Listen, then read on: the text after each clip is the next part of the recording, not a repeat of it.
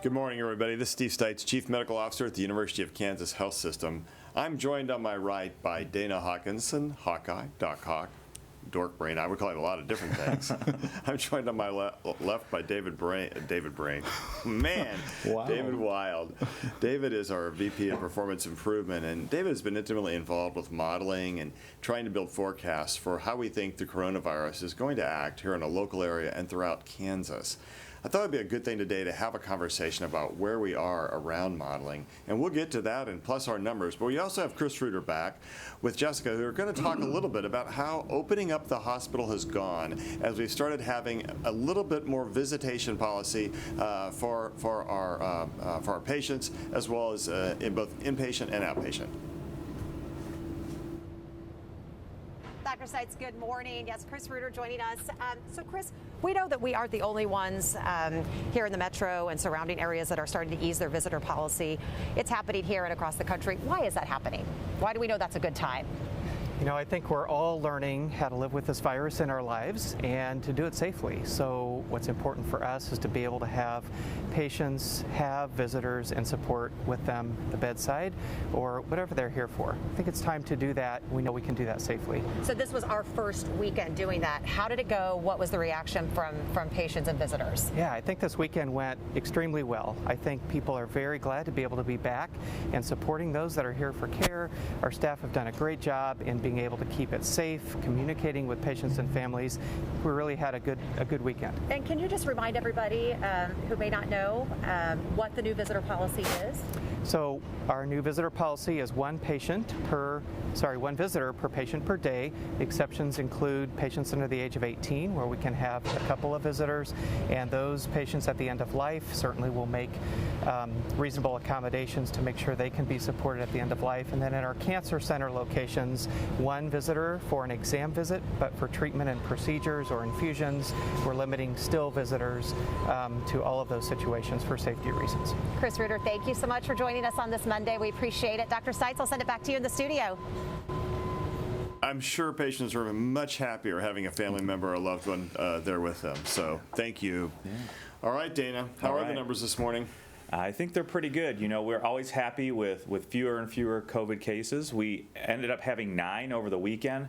Today we have 11, but 6 of those are in the ICU and 2 are on the ventilators. We did have 2 deaths over the weekend as well. So we want as few patients as possible with COVID, but we certainly are preparing for more should they come, with preparing with PPE, with ventilators, with rooms, and with all the drugs needed to keep somebody comfortable who would end up on a ventilator.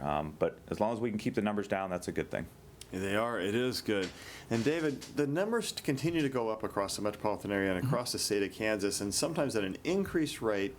Not quite as many people in the hospital, though. Help us understand what's going on in the coronavirus world as far as the disease and how it's acting. Yeah, so no doubt we are seeing an increase in the number of new cases, or sort of the rate of new cases, and that has led both in the metro and really in the state of Kansas, or across the state of Kansas, to increasing numbers of total positive cases that you've seen.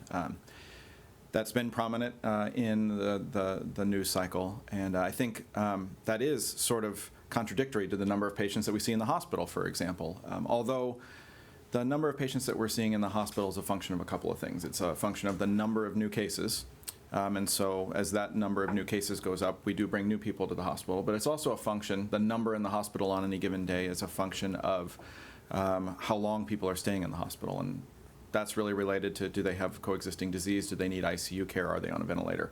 Those that don't need those things are here for a couple of days. Those who do need those sorts of treatments are here for much, much longer. And as the number of people who are really critically ill has gone down, so has the number of people in the hospital. We're sort of turning over people more often. People come in for 2 or 3 days and go home.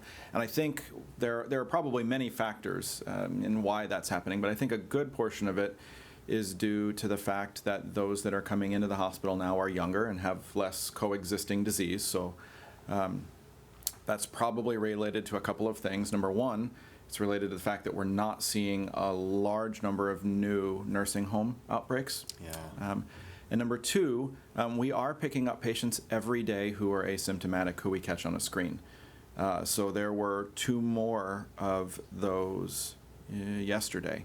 Patients who were admitted to the hospital for some other reason, really didn't have any symptoms that anyone here was concerned about COVID, but because we're screening everyone, we realized we had two positive tests. And so I think those patients also decrease the length of stay, which means we're churning through patients faster. And that trend is actually pretty consistent in most places.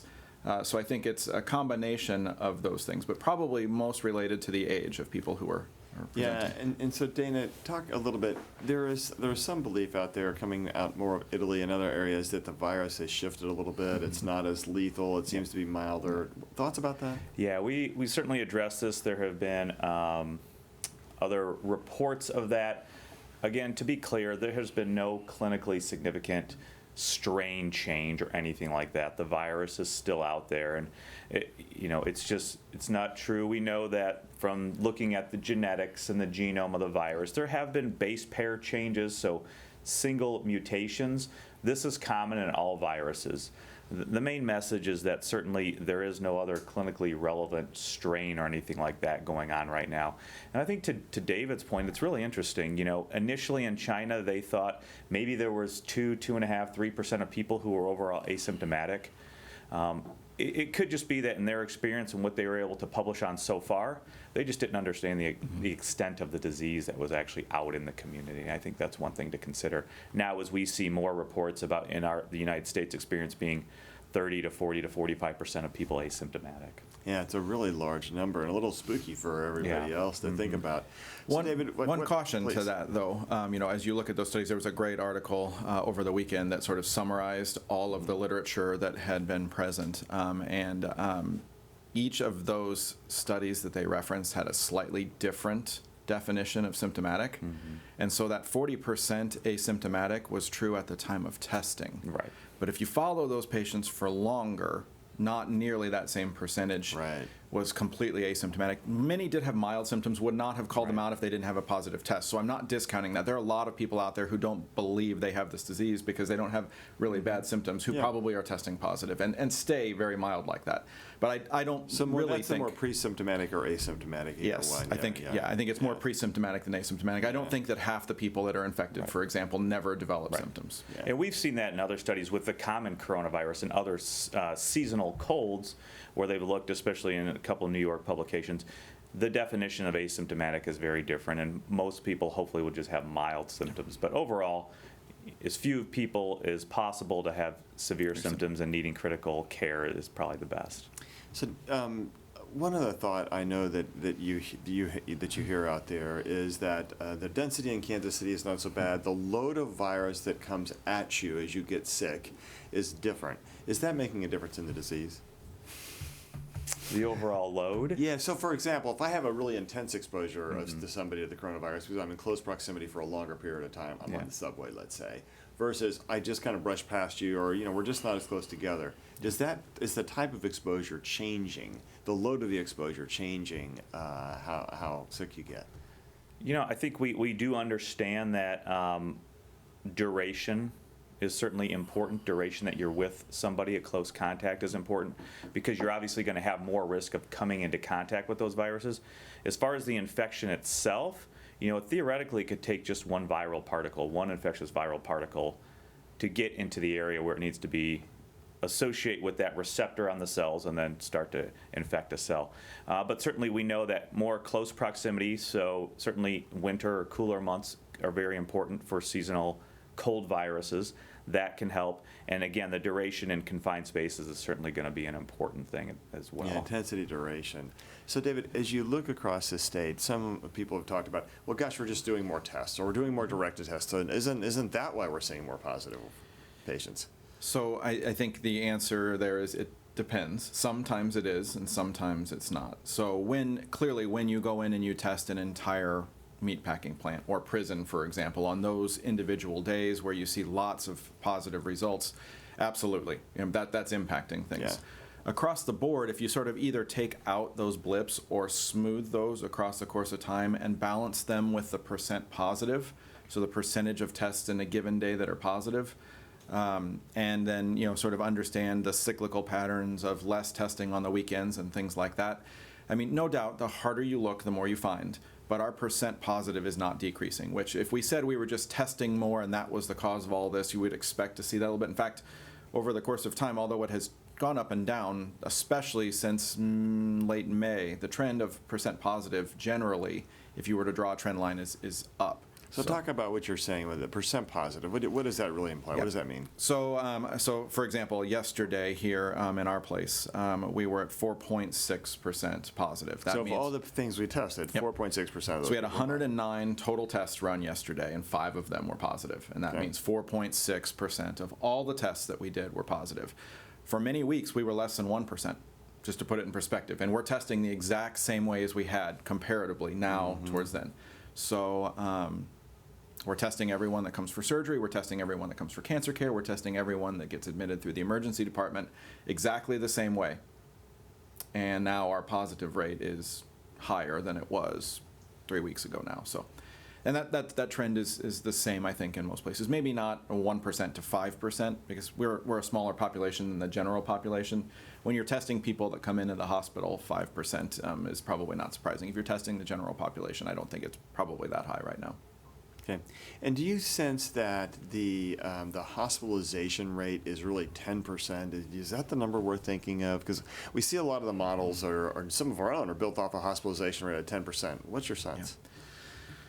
That's sort of a loaded question. Yes, it So when we started all of this, right, modeling, this comes back to the difference between modeling and forecasting. When this whole thing started, we didn't know a lot about how the disease really worked. We just knew about the experience out of China, and we were beginning to get information about the experience out of Italy.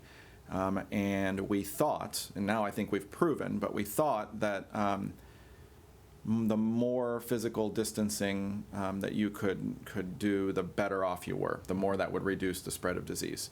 And so models were sort of built around those things. And yes, some models did say that you could have up to 10% of those who were positive in the hospital. 2 to 11% was the range that sort of was thrown out there by the experts in China and Italy at that point.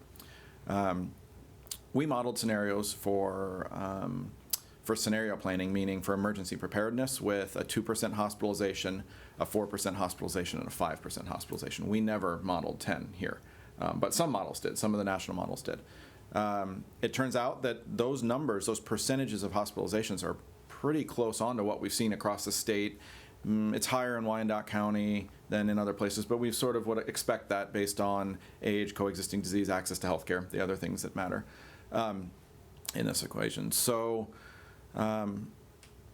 as we look forward and really forecast what we think will happen in the next 2 weeks or 3 weeks or 4 weeks, we're using a smaller hospitalization rate, more consistent with what we're seeing for the population that comes to our hospital. And I think it's really good that rate's been declining over time, and we use that actual number now. We don't see a scenario in the next month, for example, that says we're concerned that the hospital will be overwhelmed by positive COVID cases. Yes, we expect them to increase in the hospital, but not thousands of admissions over the course of a week or two anytime in the near future. Yeah. Other thoughts that you might have, Dana? No, I mean, I think we've been extremely lucky here. We do know what happens. We knew what happened initially in New York. It was bad. Louisiana, Detroit, Chicago. So it could happen. I think we've been extremely lucky for various factors, and we've discussed some of those here. And we certainly, again, continue to prepare for a surge or increase in patients. Hopefully it won't come, and hopefully that hospitalization rate will continue to be low. And we'll be challenged over the next few weeks, and we'll see what happens also in New York as New York City reopens, because I think that'll be a major testing ground. And with many of the protests out there, a lot of people in the crowds, and drove by a few this weekend. I saw a lot of masks. I was impressed, actually. That was good. And then I think what happens, it will be interesting to compare against the European experience, where they're about 2 weeks ahead of reopening from where we are. Not seeing a huge spike so far, so that'll be interesting. We'll see how that goes. Well, let's open our questions up first to media and see if anybody has anything they would like to ask. Not hearing anything. I bet, Jill, there's always questions from our audience. Yeah, the community has lots of questions. Joanne asks, the state of Missouri stated no cases were spread from the Lake of the Ozark party. Is that true? Boy, that's a hard one to believe, David. What do you think, Dana, guys? Party or parties? Because I think it's ongoing. Yeah. So this does bring up an interesting point. I should have mentioned this just a little bit when we started off. So, we've historically thought that we would see the peak new infections from some sort of interaction 2 weeks or so, 14 days after that exposure, primarily because the incubation period has been described as being between really 5 and 14 days in most patients. What we actually see in the data, though, is that increases in cases resulting from some sort of party or decrease in cases resulting from some intervention like a stay-at-home order actually really start to have impact 3 weeks later on new cases and peak at 4 weeks. And hospitalizations that we thought would peak at 3 weeks or 4 weeks actually peak at 5 weeks, and deaths peak at 6 or 7. And that's true in our own data. That's true in the 14 counties for the metropolitan area, and that's true throughout the state of Kansas. And we're not really sure about the reasons for that. We've got lots of sort of hypotheses, and we've bantered a bit amongst ourselves about what that might be due to. But I think it just from that perspective, regardless of whether you think it's true that no cases have spread so far, it's too early to know. Yeah, it is early, and then the parties are ongoing, and you have to make sure everybody's being tested who is at a party or an associate of somebody who's at the party. And I think it's safe to say we haven't seen a ton of hospitalizations from that, at least that we're aware of in Missouri, and not that have come over to Kansas. Yeah, absolutely. And the other question, Dana, is there really just that big a difference between being outside and inside? Because those parties were all outside. Let's say it's true. Let's say nothing happens. Well, again, a supposition. But if you had that many people crowded together in a bar in a small space inside, I think our concerns are a lot greater. I think there's more and more we're learning about outside exposure versus inside exposure. Yeah, I would absolutely agree. I think we've always talked about the spacing, although you aren't spaced in those parties. You're not spaced at the demonstrations. Certainly being inside in that confined area, I think, is much greater a risk than anything. But again, we have seen a college football player that went to a demonstration and was positive. So that is similar to the outside party at the Ozarks or any parties where there's large people congregating. So we know it can happen. And I would echo David's comments about it may just be too early to tell. But I would certainly think it is possible.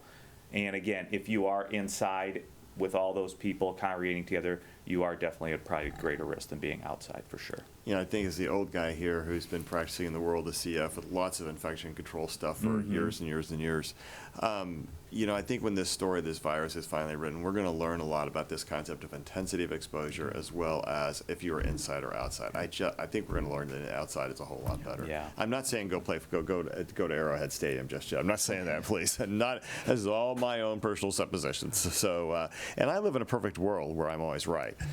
My wife does not live in that world, however. Many of us here don't either. Probably not.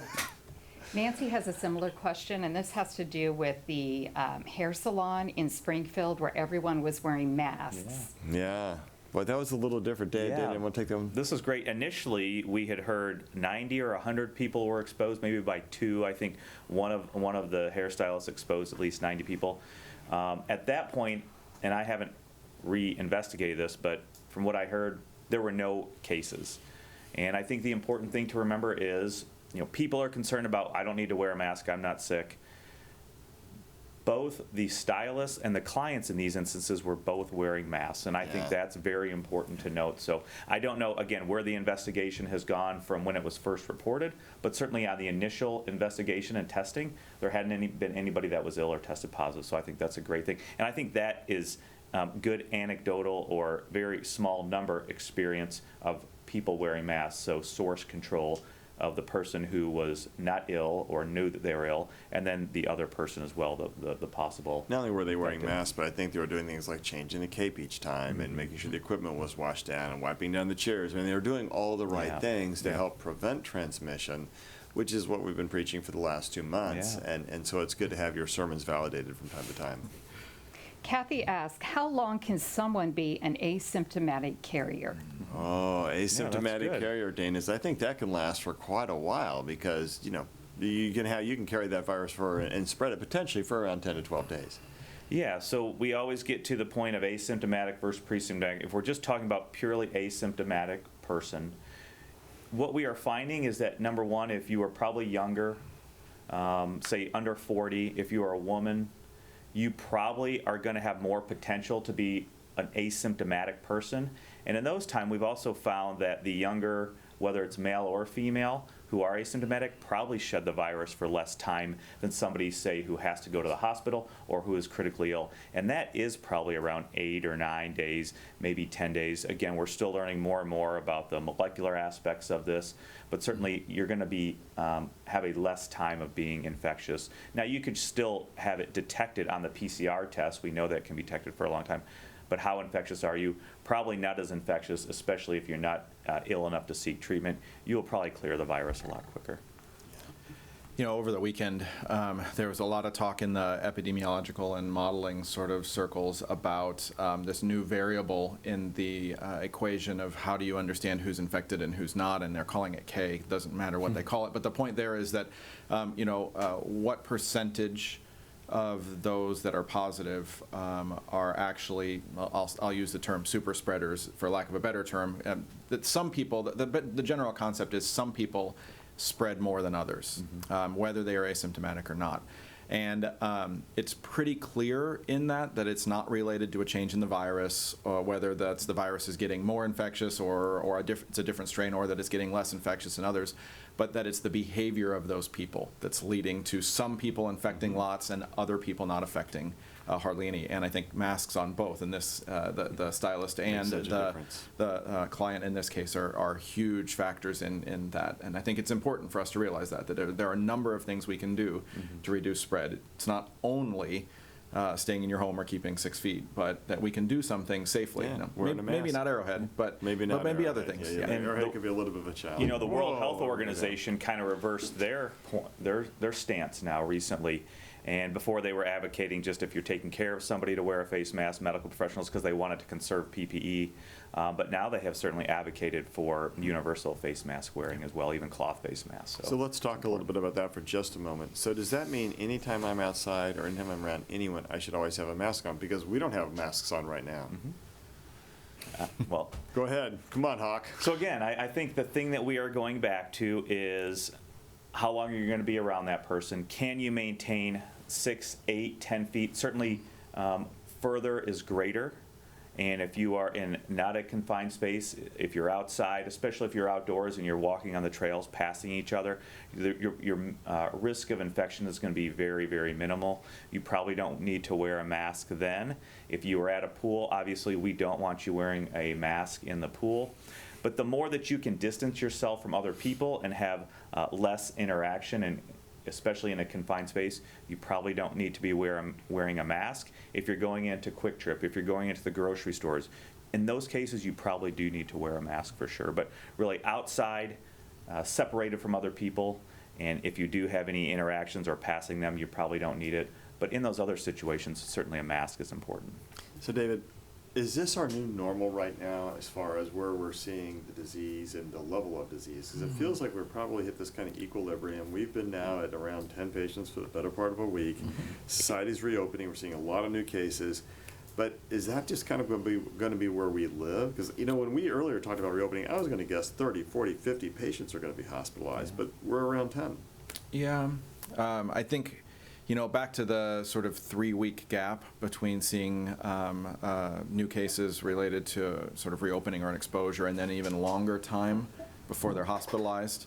I'm still not sure we know. I think what we're seeing right now is really related to Mother's Day. And what we'll see the end of this week and next week is related to Memorial Day. And then in 2 weeks from now will be related to the protests and demonstrations. And so I don't know. I think you're right that we have recognized that there will be a series of next normals. Like we've reached one now for a week or so that's around 10. And I fully expect that there will be a bump, even in the hospital. I don't know that it's 30 or 40 in the next week or two, but I think that it's very possible that we do still see that, but that next normal will sort of change. We'll go for a week or two at a certain level and sort of live there, and then something else will change, and we'll go up or down from there. Yeah, I'm going to make my own bold prediction once again, not based in science, but what Steve Stites wants the world to look like. I think behavior has changed a lot, and I think had we introduced some of these variables back prior to people doing the things we've been saying so much on the program, we would see a lot more patients. The other thing I think is if protests or bars or all these open events were inside, I think we'd be seeing a different type of patient population. And I think our strict infection control around nursing homes has made a huge difference. Because even when we see one patient get positive now, we're seeing one patient get positive, not an entire community become positive. I think that's just a big difference as well. Yeah, I think that that's really key. The fear has always been that we would get to exponential growth where one person was infecting lots of people, and many of these interventions that we see have become sort of the new normal outside of the hospital. They are working. They have an impact. We have helped ourselves. It's really interesting. If you look across the country, right, at the national number of new cases, we have been at a plateau of more than 20,000 new cases a day for, I think, going on 40 days. It's a long time. I mean, we are in a stable period for new cases. Now, we may see this number of people in the hospital change as, again, people are younger. There's a lot of different. But yeah, if you look over the long run, we're really stable, and we have been really. We're not getting better, but we're not getting worse. And the question then is, does that sort of, that risk of up to 1,000 deaths per day, which is really the result of 20,000 new infections a day, is that range something that we can be comfortable with? I think this is who we are for a while. That's kind of where I would land on that. And then the other follow-up to that, I think, is in central and western Kansas. Some counties have not reported many cases. Right. They're starting to report more cases. Talk a little bit about what's going on in central and western Kansas and some of the counties. And why they still aren't seeing, a few have seen hospitalizations related to meatpacking plants or nursing home, but by and large, not a lot of hospitalizations either. Yeah. I don't have a great answer. What we know is we don't have a lot of data, and when we don't have a lot of data, it's really hard to give a specific answer. So I think that if, over the course of time, we really test more aggressively in some of those places, we are much more likely to find more cases. Although, I do think if we continue to be able to really isolate our nursing home populations well, it's less likely that those new cases result in large numbers of hospitalizations or large numbers of deaths. And I think those are all good things. So. Yeah, they are good things. Jill? Regarding admissions, Allie wants to know, what do you think is going to happen in the fall? Oh, in the fall, and we know that that's a more difficult time for viruses in general. There's so many variables here. Yeah, that's going to be interesting. So I think the first thing was we get to the fall, get your influenza vaccination. That's going to be important, number one, for protecting you against influenza and out of work time and hospitalization time. Hopefully all these measures that we're taking now with the increased hand hygiene, possibly even the mask if we're still wearing masks at that point, that will all have an effect, a benefit of reducing other types of respiratory infections, such as the common coronavirus, rhinovirus, things that cause the common cold, but also things that cause influenza. So overall, I think it would be great, and I'm hoping that we see actually less influenza infection this More coming vaccines. season. Geez, did you really say less influenza vaccination? No. Come on now. Oh, I corrected myself. Less influenza infection, more influenza vaccination, and continue the hand hygiene, the mask, I think the social distancing, all that. All of things Yeah. for infection control will impact our rate of Right. influenza, Yes. and I think keep us healthier. So if people can keep doing this, we've proven that it works. Now we already knew it works, but we've really proven to ourselves that it works. Right. So we just have to keep doing that. And so I think we can really be okay in the fall if we keep doing these things. Plus, there may be other therapies that come out. Speaking of which, any new therapeutic updates? Again, so there have been some retractions for the hydroxychloroquine articles, but that was mostly based on access to data and mostly about the side of the adverse events of all that, not so much the treatment of the disease. So there's still more publications saying that hydroxychloroquine really doesn't show any benefit for treatment or for protecting you against it if you've come into contact with it. The remdesivir, obviously, we are still using. We do have quite a few doses here to give patients should they be sick, but I know that Gilead is going to be shipping out their last doses soon. Hopefully they are trying to ramp up ramp up production of remdesivir as well. And again, we are still working on other therapies as well, so that's kind of where we're at right now.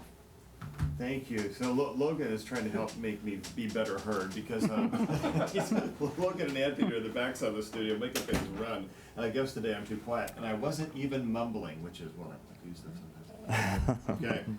All right. I may say this word wrong. This one's for you. Okay. Patty is afraid that she might end up on a ventilator because she has to have a bronchoscopy. Bronchoscopy, yeah. Okay, and a lung biopsy, and she wants to know, is it safe?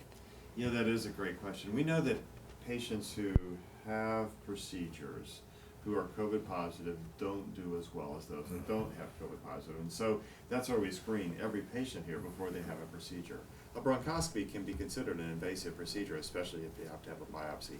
Fortunately, we test all patients prior to having a procedure like that, so we should know if you're positive or negative. And if you don't have COVID-19, if you don't have SARS-CoV-2, then the likelihood is you're going to be just fine, and I don't think you need to worry. And I don't think you'll get it just because you're here. We do a really good job of those infection control prevention things, so I wouldn't be concerned. Make sure you have your screening test to know that it's safe. And once you've had your screening test, if it's negative, you're safe to go ahead and have that procedure done. Okay, Rich is asking, and this one may be for you, Dr. Wild. The Johnson County dashboard shows ICU beds increasing from 50 to 80% from June 2nd to 6th. Is that significant? Well, so they're increasing for a lot of reasons. Right. Mostly because people are reopening, they're doing cases, and we're back to having our routine patients in the ICU. Yeah, I think those are all reasons. I actually had a conversation both with the Johnson County medical officer and the Johnson County EMS medical director about this, because you start to see those numbers increasing, and there's definitely a question or concern.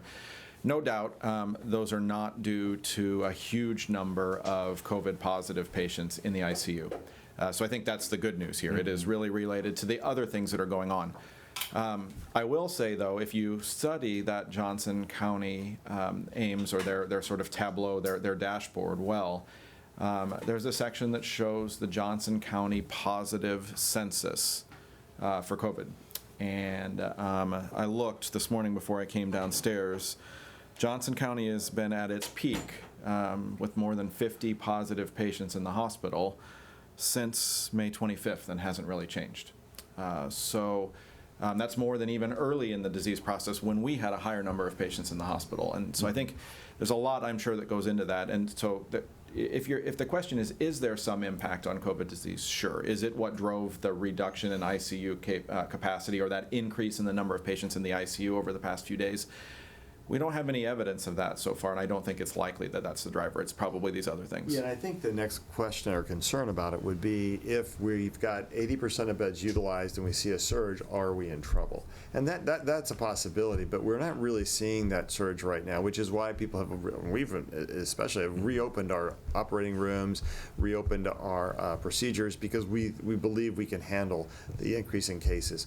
We have plans for changes again. I mean, if we do see that there's enough of a surge that compromises our ability to deliver ICU care, we'll go right back shutting down those things that take up ICU beds.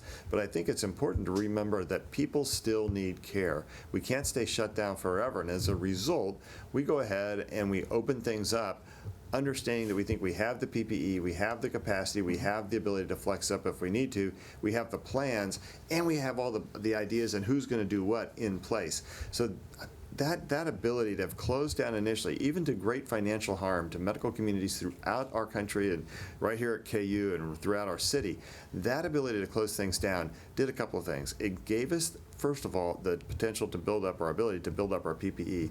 It also gave us the time to work on what our plans were going to be. And you would think, well, how come we didn't already have those disaster plans on the shelf? We sort of did have a few disaster plans on the shelf, but nothing like what we were anticipating, and quite frankly, nothing like what we saw in New York. What happened in New York scared everybody.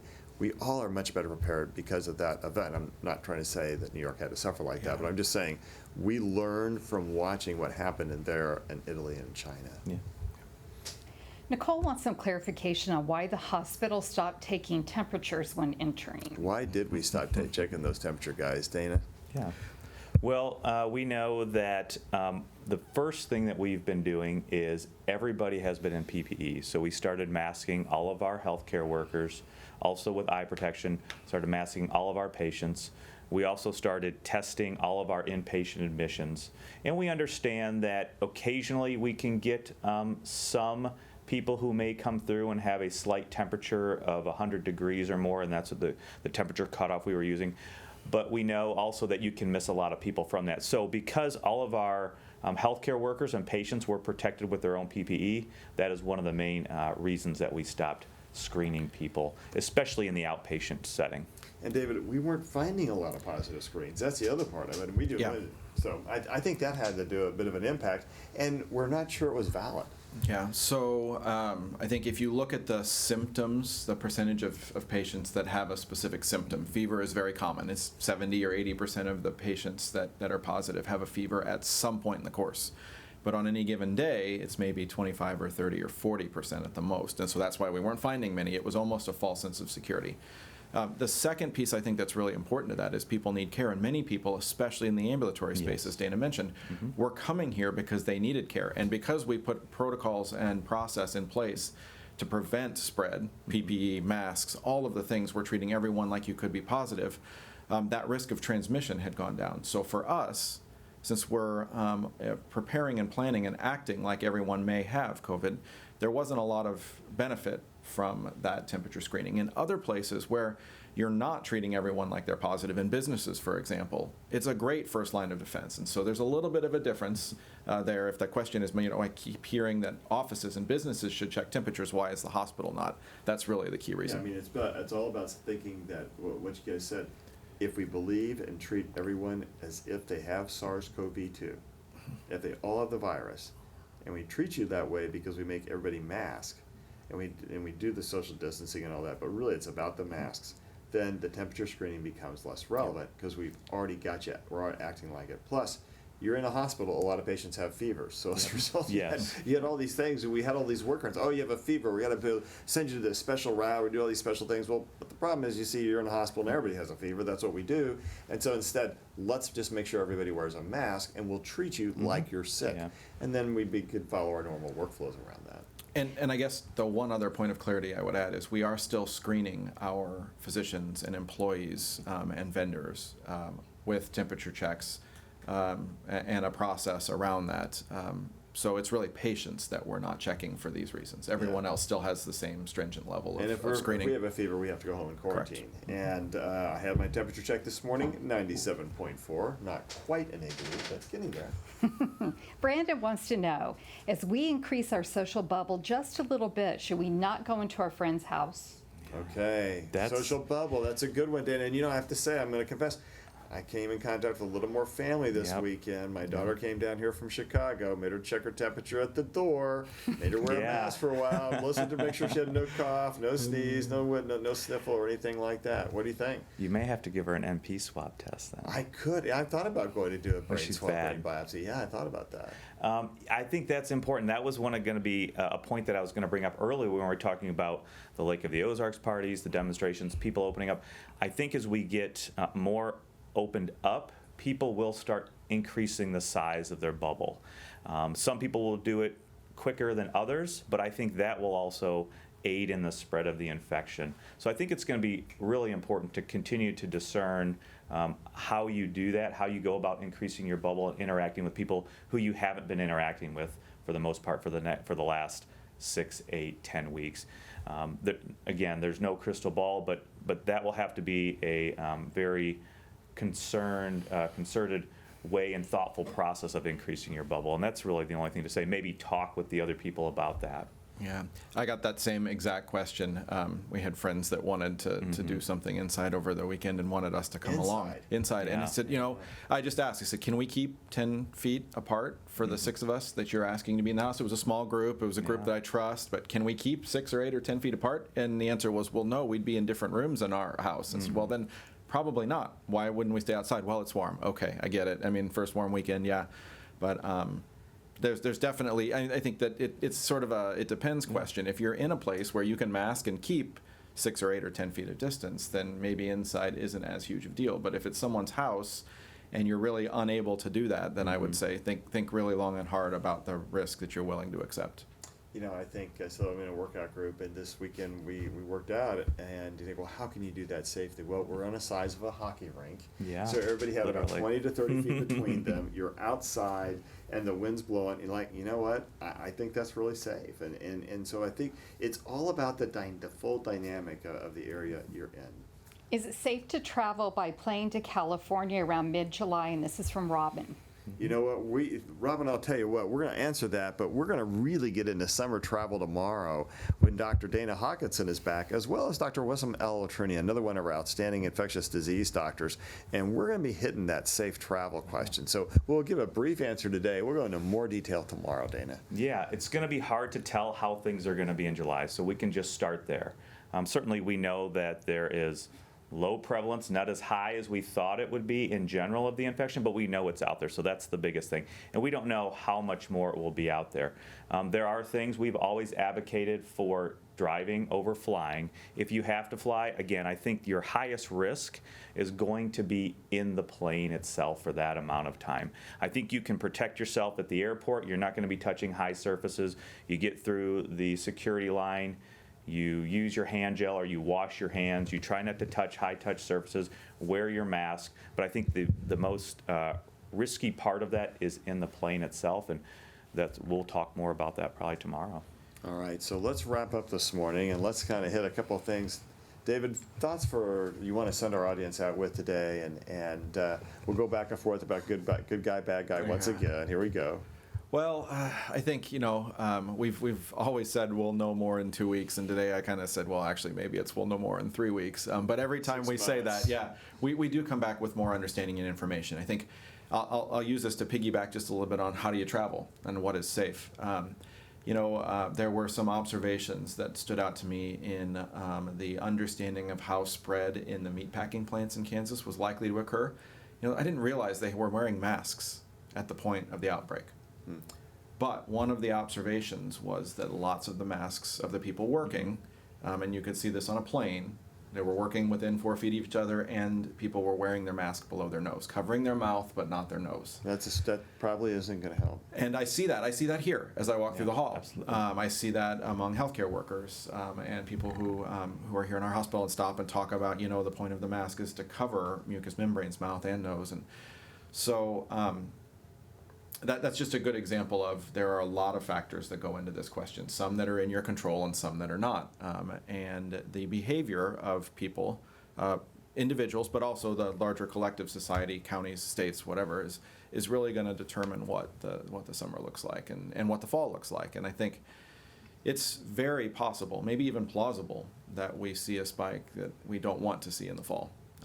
I don't know that I would necessarily say that I'm 100% on board with that being a must. It has to happen yet, especially because we've seen the impact of behavior change on the spread of disease in the past 2 or 3 months. And so that, for me, that's a very, very good positive. It seems like when we know what to do and people do it, we've been able to bend the curve, literally bend the curve. But doesn't this mean that I was right about our bending the curve arguments? Are you going to give that up? I don't remember any of those conversations. All right, David, final thoughts. Had to work that in. Dana. Final thoughts. Just again, we are getting into the time when people are going to be traveling more. I know that in Wyandotte County now, pools are able to open. So these things are going to be important. Continue to maintain 6, 8, 10 feet of distance if you can. That is going to keep you the safest. We're not worried about the virus dropping into the pool or swimming. It's really going to be your ability to stay away and in larger proximity or further distance from the people around you, and that's going to kind of keep you the safest. This has been just, I think, a really informative stuff. I always learn a lot when I'm with these guys. They are really bright, and they do great work. The rest of this week, again, we're talking about summer travel next tomorrow, and then on Wednesday, social isolation and loneliness, the dangers of those things, and then mental health help for officers, first responders, and veterans as we look at the things around protests and some concerns around how we handle race in the United States. I think it's important to also look at some of the mental health aspects for first responders and the police. We've certainly delved into that last week around racism and mental health aspects, and we'll be getting into that toward the end of the week as well. We wanted to tackle that question about what's the mental health of first responders, police, and firemen like. That's a really important topic and something I don't think has been covered very well. So until then, remember, the basic pillars of infection control are what has bent the curve and will continue to bend the curve no matter how you get there. So until then, just remember, there's nothing like our music and there's no place like home. We'll see you tomorrow. Keep me-